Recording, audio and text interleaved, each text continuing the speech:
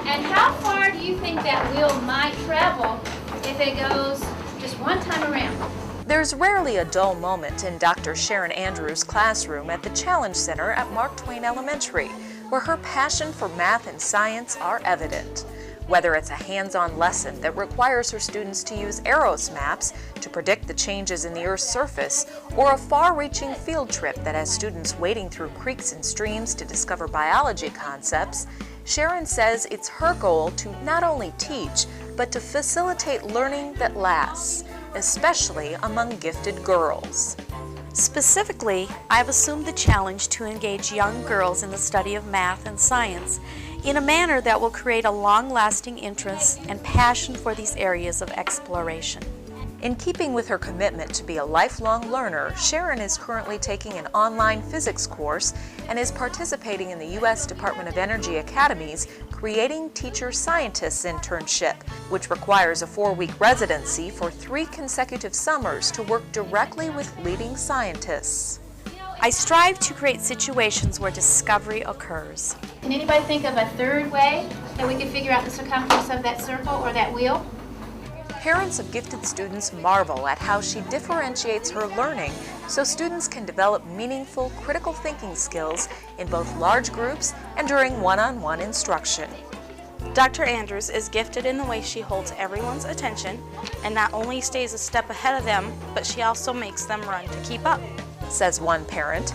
Another says, whether offering in-depth exploration of topics or just having fun with a happy dance, Dr. Andrews continuously inspires her students. Her principal says, Sharon is a humble person striving for continuous professional excellence. Her conviction and advocacy for gifted students is unwavering. Congratulations, 2007 Teacher of the Year finalist, Sharon Andrews.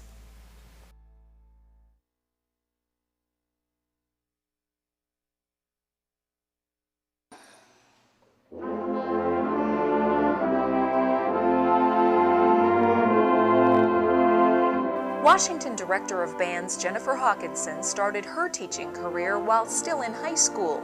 At the urging of her own director, Jennifer helped 2 elementary-age girls prepare flute solos for contest. She was immediately hooked. She says, on the day of the contest, they both played incredibly well, and I was so proud of their achievements in such a short period of time that the impending rating from the adjudicator did not matter to me.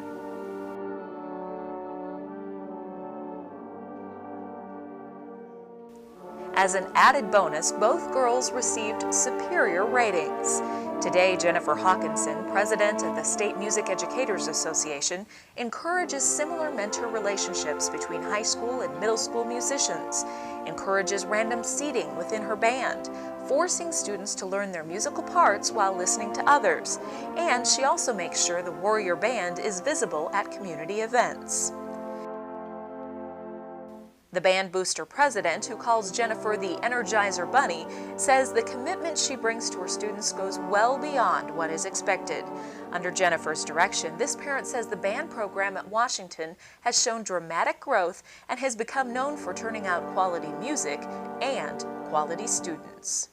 By fostering their appreciation of music, these students move on from high school and continue to enhance their lives with the beauty of music. A student nominator says, Mrs. Hawkinson is the closest person I have to a mother, next to the one I already have. She's dedicated, responsible, reliable, and willing. Hawkinson says, I teach because I believe in the power of music education. I teach because the discipline, teamwork, and critical thinking crucial to success in a musical ensemble will serve every student in achieving success in their own lives. Congratulations, 2007 Teacher of the Year finalist, Jennifer Hawkinson.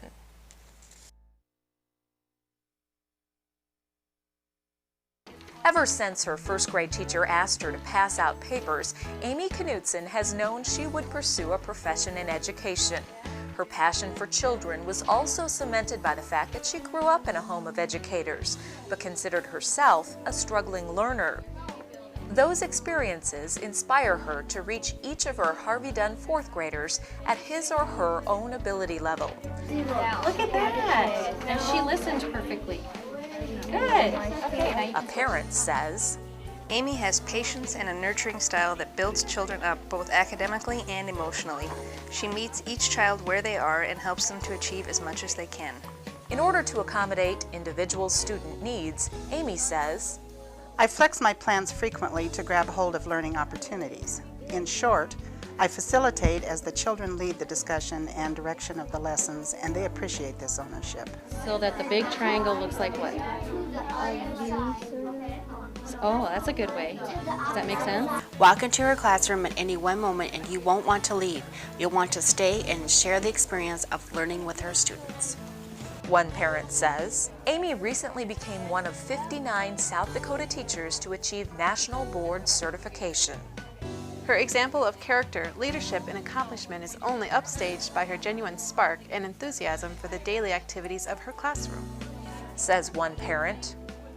In addition to organizing classroom volunteers, promoting citizenship, encouraging her students to think outside the box and make mistakes, Amy sends handwritten notes to parents informing them about how well their children are doing in class. Amy says, My hope is that I can guide and inspire them to ask questions, know where to look for answers to these questions, and come back with stories and examples of how they have used what they learned in their lives. That's when my heart glows. Congratulations, Amy Knutson, 2007 Teacher of the Year finalist. Are you ready? Here we go.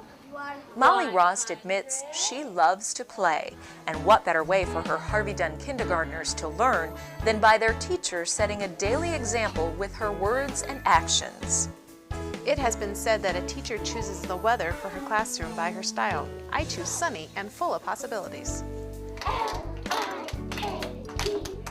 She believes that kids can learn anything when connecting it with a movement or song, so her students' days are filled with music, drama, and dance.